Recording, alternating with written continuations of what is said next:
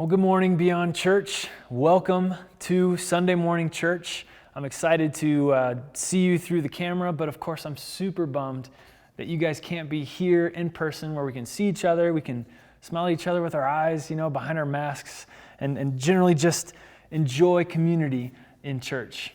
But I'm thankful, grateful for technology that we can see each other this morning and still encourage one another. We've got some fun things planned this morning, and I'm glad that you're joining us to join in. We are currently in our series in Acts, and right now in our life, we're currently in a season of pandemic, in case you didn't know. So we've had this coronavirus going on for about 8 months, and if I'm honest with you, it's very difficult for us to make any sort of long-term plans. Just this past week, I heard from my kids' school that they're going to be online-only learning from after Thanksgiving until the end of this first semester, kind of the beginning of January.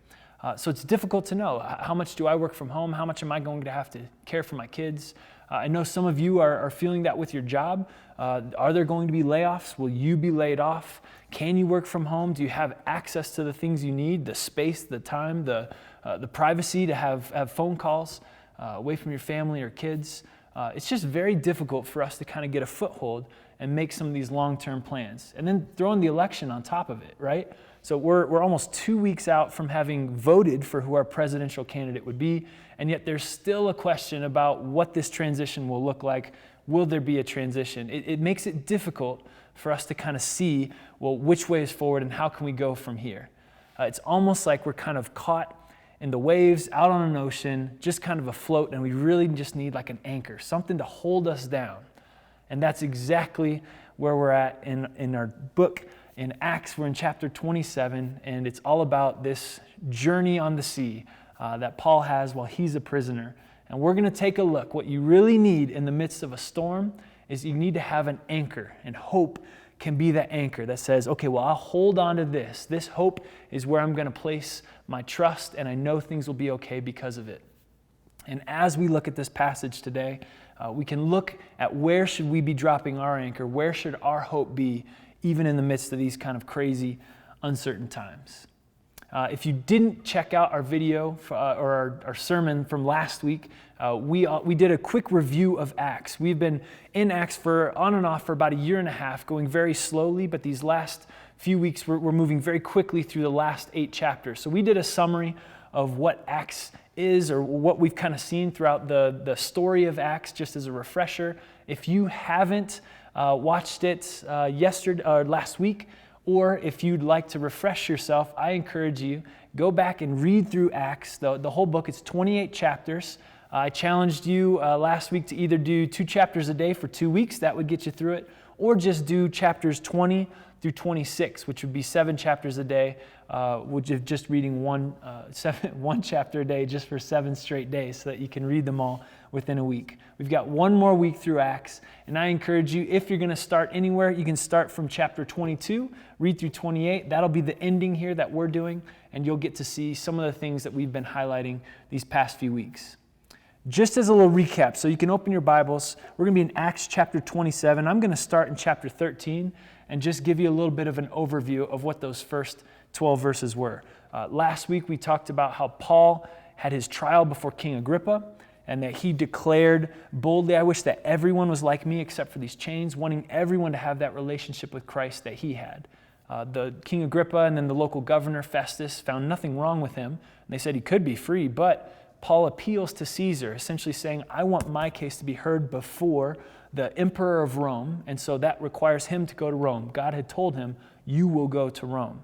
And so that's where he's headed, and chapter 27 starts with that journey. So the first stop, he starts about right here in Caesarea. That's where his first trial was. They say they take a stop to Sidon, where he gets off and talks with some of his friends. And then they move around Cyprus, which is this island here, to this place called Myra. Let me just make sure it's called Myra. You can double check in your own text. I'm in chapter 27, verses 1 through 12. And then from there, they go to this place called Cnidus, which is somewhere about this is present-day Turkey. It's south of Ephesus, Paul generally knows this area. He's been traveling there as a missionary. Now, it says they change ships. They go on a ship that was from Alexandria, which is headed for Rome. And it's right here, and it takes off. They can't go where they want to go. They end up going to the south part of Crete. And then they stop, and there's a little bit of a discussion on the south border of Crete. I've got this other map that has Crete. So they're somewhere right around here, and they're having a discussion. It's getting late in the season. The weather is bad in the Mediterranean for them to sail. Paul says, I don't think we should sail any further. Let's wait out the winter seasons. But he loses out. The sailors, the Roman centurion, who is his guard, because remember, Paul is a prisoner at this point, awaiting trial in Rome. They say, we've got to keep going. And so they want to go just a little further up the coast of Crete. This is where they intend to go, just to a port right in here. And they say, that's a good port. We can wait it out in the winter there. And so then we're going to pick up our reading in verse 13. That's just this journey. It's about a day, maybe half a day, if you got good winds, just heading right over to Crete. All right, read with me. We're in verse 13. When a gentle south wind began to blow, they saw their opportunity. So they weighed anchor and sailed along the shore of Crete. Before long, a wind of hurricane force called a northeaster swept down from the island. The ship was caught by the storm and could not head into the wind, so we gave way to it and were driven along. As we passed to the lee of a small island called Cauda, we were hardly able to make the lifeboat secure, so the men hoisted it aboard. I just want to show you kind of what's happening right here. So we've got some winds that are coming down from the northeast, blowing them off course. This is Cauda, this tiny little dot right here. So instead of going up here, they end up going kind of down south. And now they're a little bit concerned because there is no land over here. And if the wind keeps blowing them, they don't have any way of getting back to the island. And so at this point, they're saying, what do we do to ensure that we survive? Because it's looking like we can't sail back to where we wanted to get. So does it get better or does it get worse for these people? Let's check. All right, this is middle of verse 17. Then they passed ropes under the ship itself to hold it together because they were afraid they would run aground on the sandbars of Syrtis. They lowered the sea anchor and let the ship be driven along. Now, where is Syrtis? I'm going to pull up this other map. Syrtis is down here off the coast of North Africa. So now Paul and his friends are drifting somewhere out in the middle of nowhere in the Mediterranean, and they're concerned we're going to shipwreck in the middle of the ocean here in a place that we have no clue where we're going. So they're way off course. They're quickly losing hope of their plan of wintering in that port on the farther west side of Crete. All right, now in verse 18. We took such a violent battering from the storm that the next day they began to throw the cargo overboard. On the third day, they threw the ship's tackle overboard with their own hands. When neither sun nor stars appeared for many days and the storm continued raging, we finally gave up all hope of being saved. So before we go on, I just want us to realize how bad of a spot these guys were in. So this was just a normal ship.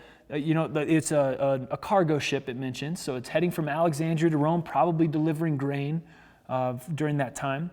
Paul has sailed these waters frequently. We haven't had any problems. And then all of a sudden, there's difficulties, right? The storm comes and they can't fight against it. They find themselves powerless to control anything about steering the direction of their ship. They end up tying straps underneath their ship to try to hold on to it. And then it says they're starting to throw their cargo away, their tackle. We aren't entirely sure what that means, but those are necessary sailing equipment that they would use on further journeys. So you're essentially making short-term decisions, right? Your cargo is the whole reason why we took this ship in the first place. This is how you're going to make money. This is your livelihood. You're saying that doesn't matter anymore. The ship's tackle, the instruments, the ability to navigate on the ship, that's not important anymore. You're making very short-term decisions. I just need to survive a few more days. And then it gets to the point that Luke says, we finally gave up all hope of being saved. So this is a dire situation. Everyone believes they're going to die. They desperately need hope during this scenario. Where does it come from? All right, read with me in verse 21. After they had gone a long time without food, Paul stood up before them and said, Men, you should have taken my advice not to sail from Crete. Then you would have spared yourselves this damage and loss. But now I urge you to keep up your courage, because not one of you will be lost, only the ship will be destroyed. Last night, an angel of the God to whom I belong and whom I serve stood beside me and said, do not be afraid, Paul. You must stand trial before Caesar, and God has graciously given you the lives of all who sail with you. So keep up your courage, men, for I have faith in God that it will happen just as he told me. Nevertheless, we must run aground on some island. And now, I'm going to go ahead and read the ending of this, but we see right there the only hope that they have left is in God. And that's where I want us to be focused today during the midst of all the storms in our life. Everything that we can't control is our hope anchored in God. But let's see how this works out for them. This is verse 27. On the 14th night, we were still being driven across the Adriatic Sea, when about midnight, the sailors sensed they were approaching land. They took soundings and found the water was 120 feet deep. A short time later, they took soundings again and found it was 90 feet deep. Fearing that we would be dashed against the rocks, they dropped 4 anchors from the stern and prayed for daylight. In an attempt to escape the ship, the sailors let the lifeboat down into the sea, pretending they were going to lower some anchors from the bow. Then Paul said to the centurion and the soldiers, unless these men stay with the ship, you cannot be saved. So the soldiers cut the ropes that held the lifeboat and let it drift away. Just before dawn, Paul urged them all to eat. For the last 14 days, he said, you have gone without food. You haven't eaten anything. Now I urge you to take some food. You need it to survive. Not one of you will lose a single hair from his head. After he said this, he took some bread and gave thanks to God in front of them all. Then he broke it and began to eat. They were all encouraged and ate some food themselves. Altogether, there were 276 of us on board. When they had eaten as much as they wanted, they lightened the ship by throwing the grain into the sea. This is their last chance. They're getting rid of all their food. They better hope that whatever is on this island has some sort of food to sustain all 276 of them. Verse 39. When daylight came, they did not recognize the land, but they saw a bay with a sandy beach, where they decided to run the ship aground if they could. Cutting loose the anchors, they left them in the sea, and at the same time untied the ropes that held the rudders. Then they hoisted the foresail to the wind and made for the beach. But the ship struck a sandbar and ran aground. The bow stuck fast and would not move, and the stern was broken to pieces by the pounding of the surf. The soldiers planned to kill the prisoners to prevent any of them from swimming away and escaping, but the centurion wanted to spare Paul's life and kept them from carrying out their plan. He ordered those who could swim to jump overboard first and get to land. The rest were to get there on planks or on other pieces of the ship. And this way, everyone reached the land safely. So it ends with God actually protecting all the sailors, doing exactly what he had said to Paul that he would. However, they had to lose their entire ship. The storm didn't go away, but they were rescued, and God kept his word. The main point we can see here, the reason that Luke is telling us this story, is that in the midst of this terrible storm, where Paul and his companions are drifting out in the middle of the Mediterranean, they actually end up way over here at this island of Malta. And that's way far from where they were trying to go. Their plans went absolutely sideways.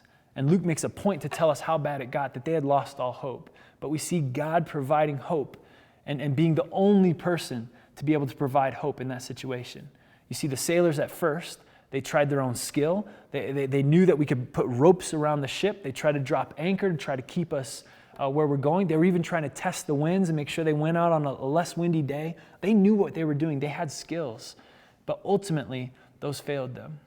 So this morning, I just want to ask you, how would you fill in the blank of this sentence? If you are thinking of some situation, perhaps what we're in right now, whether it's the coronavirus, the election, or something big happening with your family or your job, if you were being honest with yourself, how would you fill in the following blank? I know things will be good because blank. Like, what do you say? I know things will be good because I generally figure things out. Like, if I'm being honest, right, like, Take, for example, us shutting our church for 2 weeks. Well, I know things will be good because, if I'm honest, we've got great people.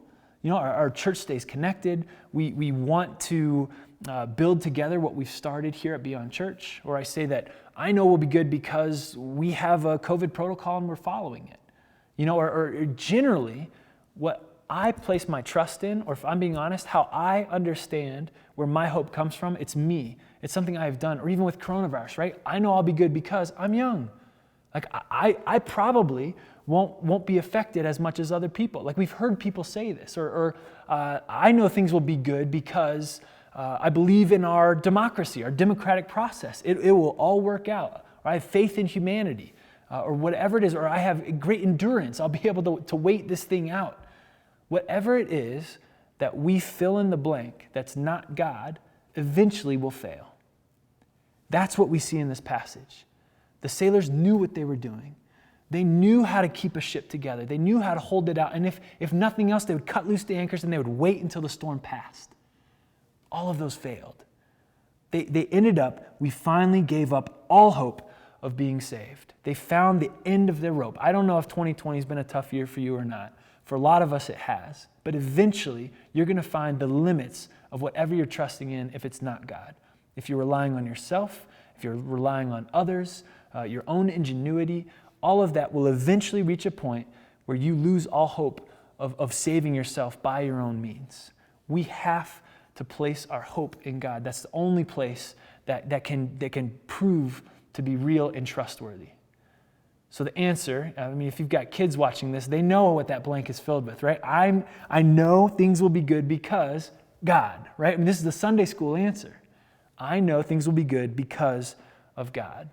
Well, how do we build that hope in God? How do we come to trust God in a way that we can really lean on Him in the storm?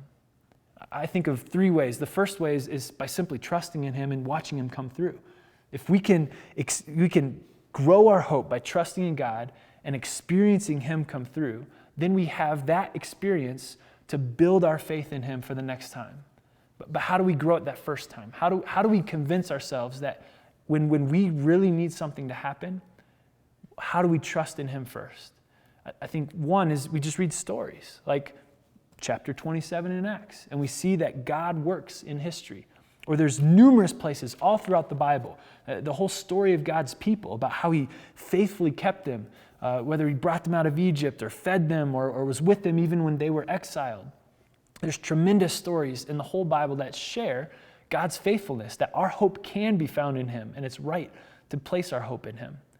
But I think more powerful than just reading about it in the Bible is hearing other people. How has God worked in their life?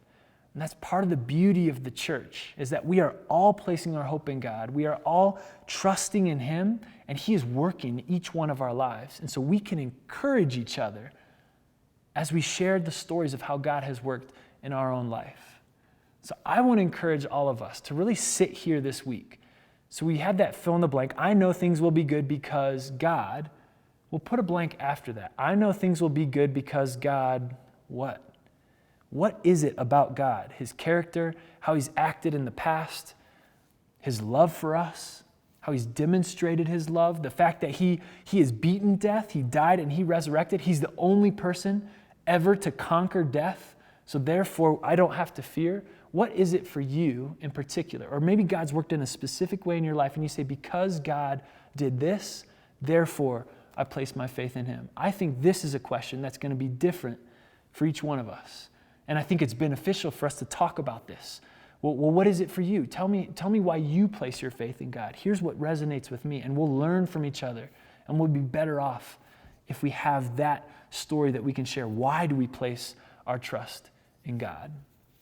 And that gets at the second point, I think, that Luke wrote this chapter in Acts. The first is that our hope is in God alone. He's the only person we can trust. But second, when we receive that hope from God, it's not just for us. Our hope is to be shared. You see what Paul did there? He had a vision, right? An angel of God comes to him and says, you'll be safe, you'll be in Rome, and guess what? Every other sailor, their lives will be spared as well. And he could have been like, great, I don't have to worry. I can sleep well at night. But that wasn't good enough for him. He had a responsibility to speak up. These people were the people who had finally given up all hope. And so Paul says, I have hope. Let me share it with you. Now, remember, these are sailors, secular sailors. There's later on, while they're in Malta, they talk about another God that's not the one true God. So they have pagan religions. There's the Romans, the soldiers, the guards, the people that were in charge of Paul. And he's speaking to all of them with authority. Why? Because he had hope, and he was going to share it. So he says, so take courage. So keep up your courage, men, for I have faith in God that it will happen just as he told me. He's not shy about saying his hope comes from God. He says it 3 times. Then he encourages them to eat, right? They hadn't eaten for 14 days, even though there was grain on the ship. They were so anxious they couldn't even eat. And Paul says, it's okay.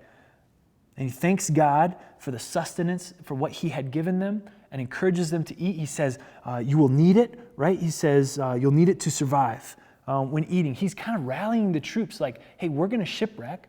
This is going to be a mess, but I have hope and I want to give it to you.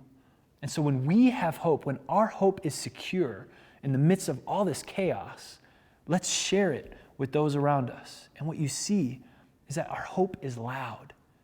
All these men, sailors, centurions, they were hopeless, and yet it's the slave on the ship, the guy that was the prisoner. He speaks up and says, here's where hope is. He starts giving orders. Don't, cut loose the lifeboat or else you won't be saved. The centurions follow what he's saying. Go, eat up. All right, let's throw the grain over. We're going to need this, guys. He's acting as the leader because he's the one with hope. When the world is hopeless or when there's a storm, people desperately want hope and they will listen to hope. Hope is loud. Now, if only there was some storm that we were all in, and some boat that we were all on, then maybe we could share our hope. But isn't that where we're at right now?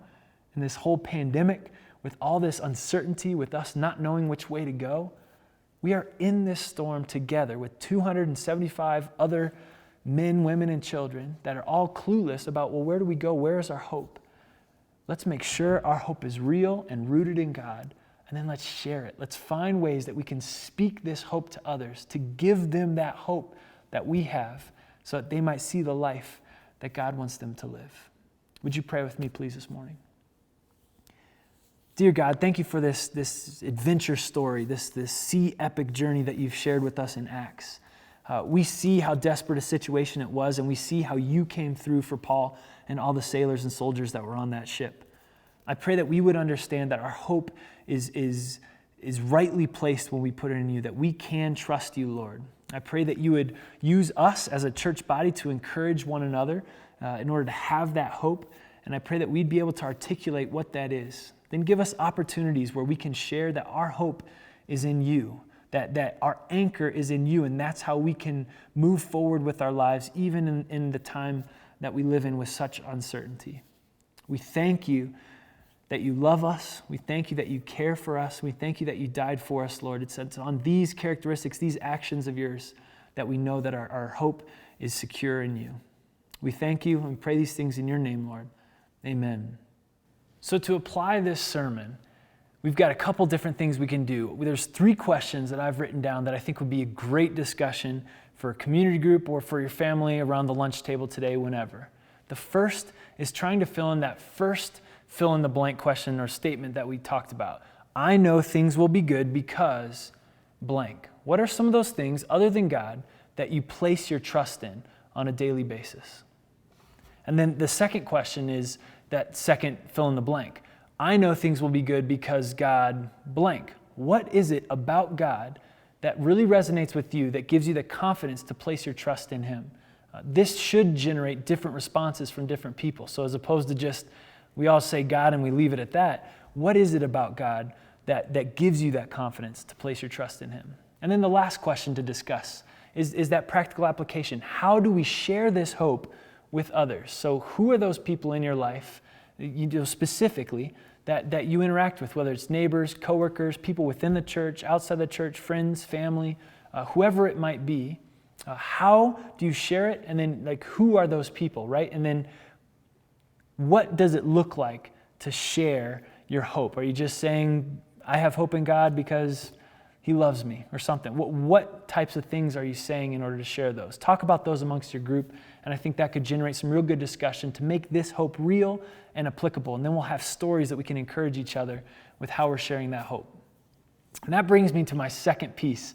This second piece is very much a part of our service this morning, just like the teaching was. We're going to share our stories together, right? We talked about in the sermon that our hope is grown when we hear about how God has worked and moved in other people's lives. Last Sunday, we took time during the sermon to write down how has God moved in my life. And so I don't know if you've kept a little sheet of paper, but hopefully you've kept the story inside your heart. We're going to share those in order to encourage one another, to practice sharing this hope with each other. So here's what we're going to do. At the end of this video, this morning, or while you're watching this is just as much church as what we just did. You're going to call two people. You get to pick whoever two those is. It will probably make more sense if you call them and they go to our church. Then you can say, hey, I'm doing that thing, at Beyond Church that Pastor Brad was sharing with us where we're going to call each other. And all you're going to say, you can chit-chat as much as you want, but you're just going to ask, how has God moved in your life? If they can't think of something, how God's moved in their life, just ask, well, how do you want him to move in your life? And so then we can start hearing about how God has worked in each other's lives, or being able to pray for each other that God would work in a certain way in people's lives. So this is how we're going to practically apply what we are talking about just today, and how we're going to start living as Beyond Church. So when we talk about being Beyond Church, we're saying we don't really need to worry about being in a physical location. We want to take God's love out beyond ourselves, which means there's work for us. We aren't just going to wait and have people come next to us to be kind to and to be hospitable and generous to. As Beyond Church, we're going to be a people that takes that love outward. And what that looks like today is just making 2 phone calls so that we're going to reach out to people, whether or not they've heard the sermon.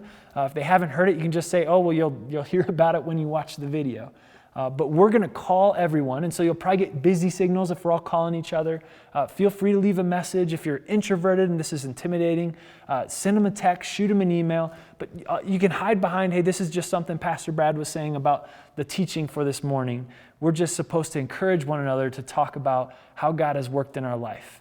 So I want to send you out to do that right now after this video is over, in order that you can participate in being the church, even though we aren't physically together.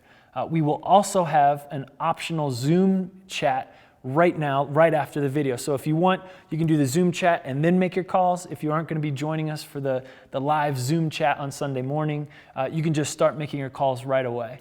But we'll put that Zoom link in the comment section of our YouTube channel and our Facebook page, and you can jump in. We'll talk about some of these things in the sermon. Then we've got a couple other surveys for you that we'd like to just ask our church, and we'll post the results to those on our Facebook later this week. But make sure you're making those calls, and just 2 phone calls. That's how we're going to apply this sermon. All right, thanks for joining us. I'll see you guys in the Zoom call here in a little bit.